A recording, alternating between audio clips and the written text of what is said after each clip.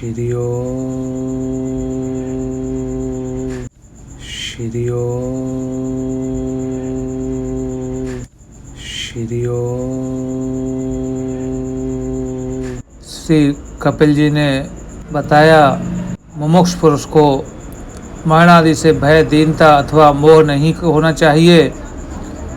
उसे जीव के स्वरूप को जानकर धैर्यपूर्वक निसंग भाव से विचरना चाहिए तथा इस मायामय संसार में योग वैराग युक्त सम्यक ज्ञानमयी बुद्धि से शरीर को निक्षेप की भांति रखकर उसके प्रति अनासक्त रहते हुए विचरना चाहिए। आगे श्री कपिल जी कहते हैं, माताजी, जो पुरुष घर में रहकर सकाम भाव से गृहस्थ के धर्मों का पालन करता है और उसके फलस्वरूप अर्थ एवं काम का उपभोग करके फिर उन्हीं का अनुष्ठान करता है, वह तरह तरह की कामनाओं से मोहित रहने के कारण भगवत मार्ग से विमुख हो जाता है और यज्ञों द्वारा श्रद्धापूर्वक देवताओं तथा पितरों की ही आराधना करता रहता है। उसकी बुद्धि उसी प्रकार की श्रद्धा से युक्त रहती है। देवता और पितर ही उसके उपास्य रहते हैं, अतः वह चंद्रलोक में जाकर उनके साथ सोमपान करता है और फिर पुण्य क्षीण होने पर इसी लोक में लौट कर आता है। जिस समय प्रलय काल में शेषशायी भगवान शेषशय्या पर शयन करते हैं, उस समय सकाम गृहस्थ आश्रमियों को प्राप्त होने वाले ये सब लोग भी लीन हो जाते हैं। जो विवेकी पुरुष अपने धर्म का अर्थ और भोग विलास के लिए उपयोग नहीं करते, बल्कि भगवान की प्रसन्नता के लिए ही उनका पालन करते हैं, वे अनासक्त, प्रशांत, शुद्ध चित्त, निवृत्ति, धर्मपरायण, ममता रहित और अहंकार शून्य पुरुष स्वधर्म पालन सत्य गुणों के द्वारा सर्वथा शुद्ध चित्त हो जाते हैं। वे अंत में सूर्य मार्ग के द्वारा सर्वव्यापी पूर्ण पुरुष श्रीहरि को ही प्राप्त होते हैं, जो कार्य कारण, जगत के नियंता, संसार के उपादान कारण और उसकी उत्पत्ति, पालन एवं संहार करने वाले हैं। जो लोग परम दृष्टि से हिरण्यगर्भ की उपासना करते हैं, वे दो परार्थ में होने वाले ब्रह्मा जी के प्रलय पर्यंत उनके सत्यलोक में ही रहते हैं। जिस समय देवतादि से श्रेष्ठ ब्रह्मा जी अपने द्विपरार्ध काल के अधिकार को भोग कर पृथ्वी, जल, अग्नि, वायु, आकाश, मन, इंद्रिय, विषय और अहंकार आदि के सहित संपूर्ण विश्व का संहार करने की इच्छा से त्रिगुणात्मक प्रकृति के साथ एक रूप होकर निर्विशेष परमात्मा में लीन हो जाते हैं। उस समय प्राण और मन को जीते हुए वे विरक्त योगीगण भी देह त्याग कर उन भगवान ब्रह्मा जी में ही प्रवेश करते हैं और फिर उन्हीं के साथ परमानंद स्वरूप प्राण पुरुष परम ब्रह्म में लीन हो जाते हैं। इससे पहले वे भगवान में लीन नहीं हुए, क्योंकि अब तक उनमें अहंकार शेष था। इसलिए माताजी, अब तुम भी अत्यंत भक्ति भाव से उन श्री हरि की ही चरण शरण में आ जाओ। समस्त प्राणियों का हृदय कमल ही उनका मंदिर है और तुमने भी मुझसे उनका प्रभाव सुन ही लिया है।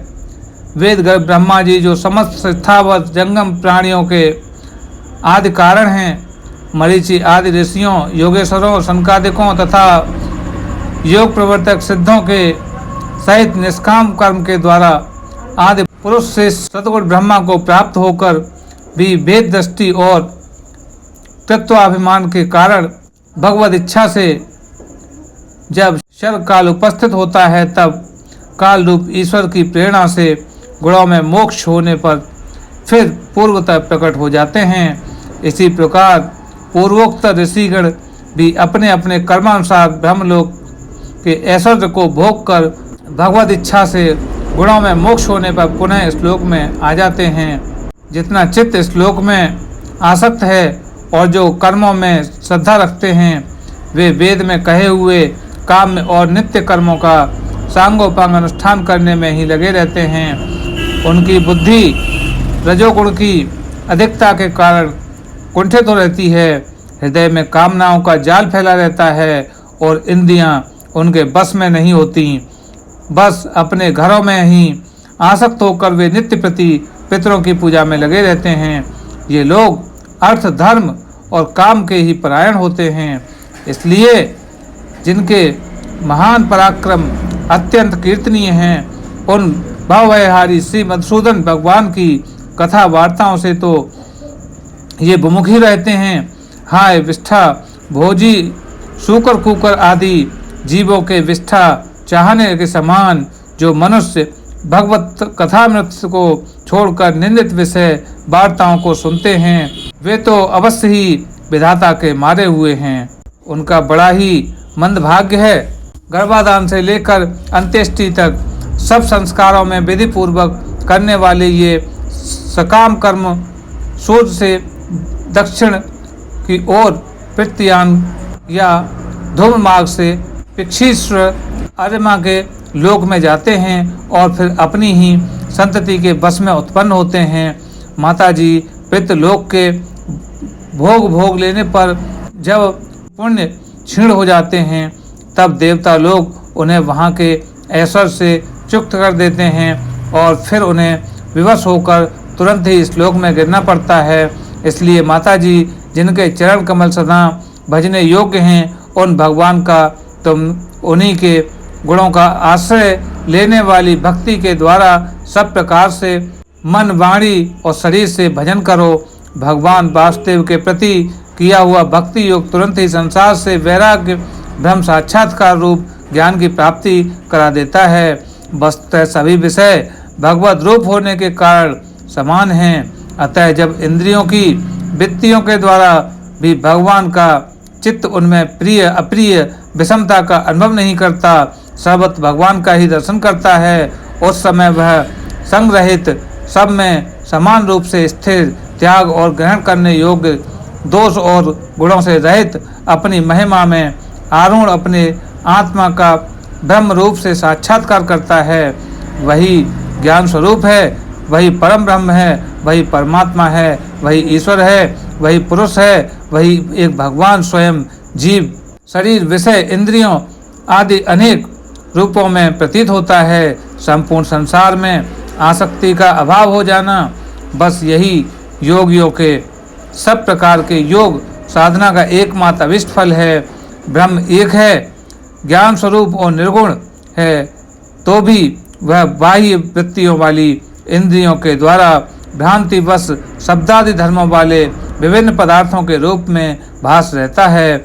जिस प्रकार एक ही परम ब्रह्म महत्व, वैकारिक, राजस और तामस तीन प्रकार का अहंकार, पंच महाभूत एवं 11 इंद्रिय रूप बन गया और फिर वही स्वयं प्रकाश इनके संयोग से जीव कहलाया, उसी प्रकार उसका जीव, उस जीव का शरीर यह ब्रह्मांड भी वस्तुतः ब्रह्म ही है, क्योंकि ब्रह्म से ही इसकी उत्पत्ति हुई है। किंतु इसे ब्रह्म रूप वही देख सकता है जो श्रद्धा, भक्ति, वैराग्य तथा निरंतर के योगाभ्यास के द्वारा एकाग्रचित्त और असंग बुद्धि हो गया हो। पूजनीय माताजी, मैंने तुम्हें यह ब्रह्म साक्षात्कार साधन रूप ज्ञान सुनाया। इसके द्वारा प्रकृति और पुरुष के यथार्थ स्वरूप का बोध होता है। देवी, निर्गुण ब्रह्म विषय ज्ञान योग और मेरे प्रति किया हुआ भक्ति योग, इन दोनों का एक ही फल है। उसे ही भगवान कहते हैं। जिस प्रकार रूप, रस, गंध आदि अनेक गुणों का आश्रय भूत एक ही पदार्थ भिन्न इंद्रियों द्वारा विभिन्न रूप से अनुभूत होता है, वैसे ही शास्त्र के विभिन्न मार्गों द्वारा एक ही भगवान की अनेक प्रकार से अनुभूति होती है। नाना प्रकार के कर्म कलाप, यश, दान, तप, वेद ध्यान, वेद विचार, मन और इंद्रियों का संयम, कर्मों के लिए त्याग, विविध अंगों वाले योग, भक्ति योग, निवृत्ति और प्रवृत्ति, सकाम और निष्काम दोनों प्रकार के धर्म, आत्मा के ज्ञान और दृढ़ वैराग्य, इन सभी साधनों से सगुण निर्गुण स्वरूप स्वयं प्रकाश भगवान को ही प्राप्त किया जाता है। माताजी, सात्विक, राजस, तामस और निर्गुण भेद से 4 प्रकार के भक्ति योग और जो प्राणियों के जन्मादि विकारों का हेतु है तथा जिसकी गति जानी नहीं जाती, उस काल का स्वरूप मैंने तुम्हें कह सुनाया। देवी, अविद्या जनित कर्म के कारण जीव की अनेकों गतियां होती हैं, उसमें जाने पर वह स्वरूप को नहीं पहचान सकता। मैंने तुम्हें जो ज्ञानोपदेश दिया है उसे दुष्ट, दुर्नीत, घमंडी, दुराचारी, धर्मध्वजी, दम्भी पुरुष को नहीं सुनाना चाहिए। जो विषय लोलुप हो, गृहस्थ हो, मेरा भक्त न हो अथवा मेरे भक्तों से द्वेष करने वाला हो, उसे भी इसका उपदेश कभी न करें। जो अत्यंत श्रद्धालु भक्त, विनय, दूसरों के प्रति दोष दृष्टि न रखने वाला, सब प्राणियों से मित्रता रखने वाला, गुरु सेवा में तत्पर, ब्रह्म विषयों में अनासक्त, शांत चित्त, मत्सर शून्य और पवित्र चित्त हो तथा मुझे परम प्रियतम मानने वाला हो, उसे इसका अवश्य उपदेश करें। माँ, जो पुरुष मुझसे चित्त लगाकर इसका श्रद्धा पूर्वक एक बार श्रवण या कथन करेगा वह मेरे परम पद को प्राप्त करेगा। इस प्रकार श्री कपिल देव जी ने माता को यह व्याख्यान समझाया। ओम नमो भगवते वासुदेवाय नमः। इति श्रीमद्भगवत महापुराणे परमहंस संहिता तृतीय स्कंधे कपिले 33 अध्याय।